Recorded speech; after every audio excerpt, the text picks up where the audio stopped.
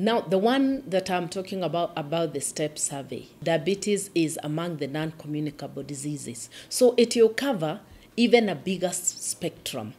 It will cover more conditions. But diabetes is right there with the non-communicable diseases that were included in the STEP survey. And so we're going to not say we estimate. We are going to say the prevalence rate for Kenya is this and this. And now we can start talking about getting funding for supporting diabetes activities, for diabetes awareness, because awareness is our biggest problem. Because just like we are saying that a lot of people, like in the Western world, where we get the funds from for a lot of our projects, that's the starting point for a lot of us.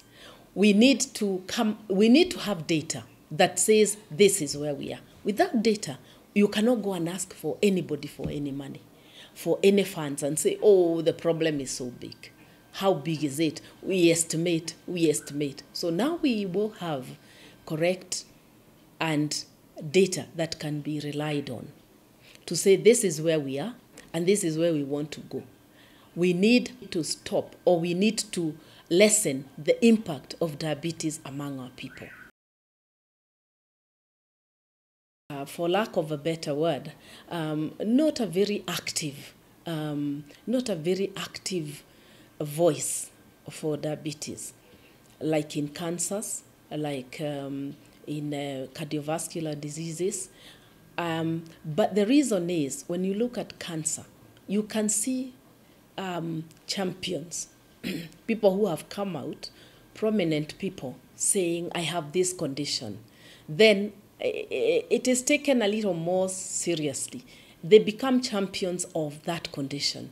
We have champions for diabetes, but we need people who have diabetes, who are living positively with it, who are living very, very busy lives with it, and are coming out to say, yes, it is possible to have diabetes and continue with life. It is possible to have diabetes and reach your potential. But we need those champions to come out, just like the way we had the two ministers a few years ago in health, and both of them getting cancers and coming out and saying, I have cancer. And from that time on, cancer has really been taken very, very seriously. The mortality in the world for diabetes is very high. It is 4.8 million worldwide. Those were the figures last year from the International Diabetes Federation. But there's a light at the end of the tunnel. The Ministry of Health just finished analyzing, together with Kenya National Bureau of Statistics, a survey done, the STEPS survey, that took non-communicable diseases and did a survey in the 47 counties. And they have just finished the analysis like 2 weeks ago. When this analysis is out, we're going to see a different approach to non-communicable diseases. We're going to see a different approach to how diabetes is treated. We are going to see a different approach in the funding that is given for diabetes and other non-communicable diseases. So there is an effort from the government to see in their policy that when they set up these policies, that they are based on data, that there is a concrete data to support even when money is being allocated. Again, we have the national NCD's strategy that was launched 3 months ago. So that again is a good step in the right direction. We know that when we have a strategy, we now have a policy. But of course, a strategy that is not being implemented is as good as the paper it is written on. So we need funds so that this strategy is implemented. And diabetes is right there among what we're calling the big four: diabetes, cancers, cardiovascular diseases, and hypertension. It is true that we have very few diabetes specialists in the country, and most of them are in Nairobi, or they're in Mombasa, they're in the major towns. just where you had what you call the provincial hospitals. What we've tried to do with what the Ministry of Health is to train professional healthcare providers in what you call the level 5, the level 4, and level 3 hospitals. There is a national program that has just ended after 5 years. And in that program, there was quite a lot of training of those cadres, the doctors, the nurses, clinical officers, that whole spectrum of people. And so those ones, because to manage diabetes, you don't need specialists unless a problem has occurred. You can see a specialist once a year, and then the specialist will refer you to the doctors, will refer you to the clinic officers, even nurses. Because to manage diabetes, what you need is the information to know, how do I manage my diabetes? The person living with diabetes is the key person in the management of diabetes. Research is going on to find a cure, but right now, whatever anybody says out there, there is no cure for diabetes. There is a lot of herbalists, a lot of traditional medicine men, and they say they cure diabetes, they cure cancer.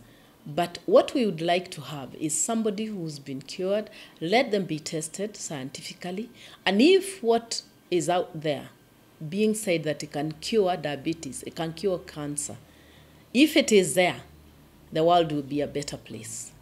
But there is research going on, the stem cell research, to see whether cells can be planted in the pancreas, then grow the cells that have been destroyed and grow the pancreas. That is still ongoing. And the final result of how successful that is, the results are being written out now, and we can see hope. But that, again, is only for people with type 1, because it is to grow the cells again in the kidney, which have been totally destroyed.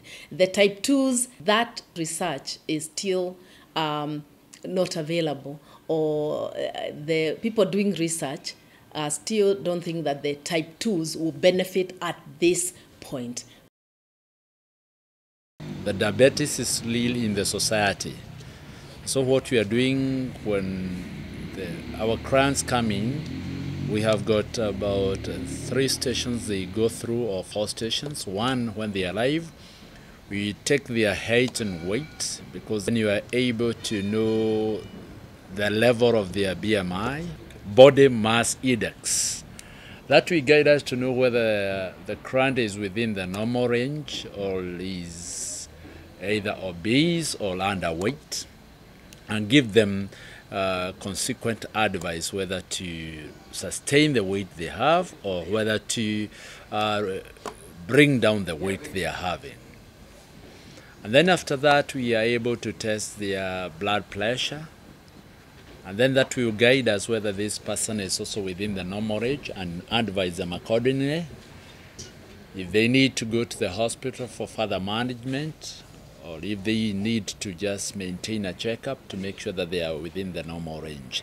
And finally, we do them their sugar testing, that is blood sugar testing, in order that we may know whether they are also within the normal range, whether they have what we call glucose intolerance, or whether they are diabetic. And as per the result of the tests, we are able to make a decision. Do we need to encourage them to live a healthy life? Do we need to advise them that they have got glucose intolerance, and then we help them to live a life that is healthy and avoid them progressing to full diabetic? And if we diagnose them that they have got diabetes, we are able to start on education, that is diabetes education, and then refer them to the hospital of their choice for continued diabetic follow-up. I was diagnosed with type 2 diabetes. That was in 2006, immediately after high school. At first I thought I had malaria. The symptoms were a bit similar, the heat, a bit of headaches, So we went to hospital. On my way, I was taking Coca-Cola. So when we reached there, I was told that the malaria test came negative, but sugar tests were done. I was found to have diabetes because my sugar was high. It was 33 at the time. Yeah, because I was from high school, I was excited.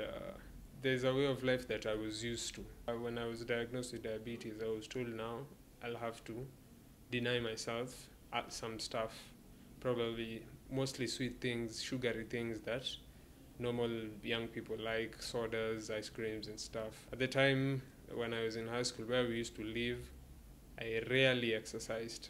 So I kind of added 1+1. See, my inactivity probably brought it much earlier, because if I was active, probably delayed it.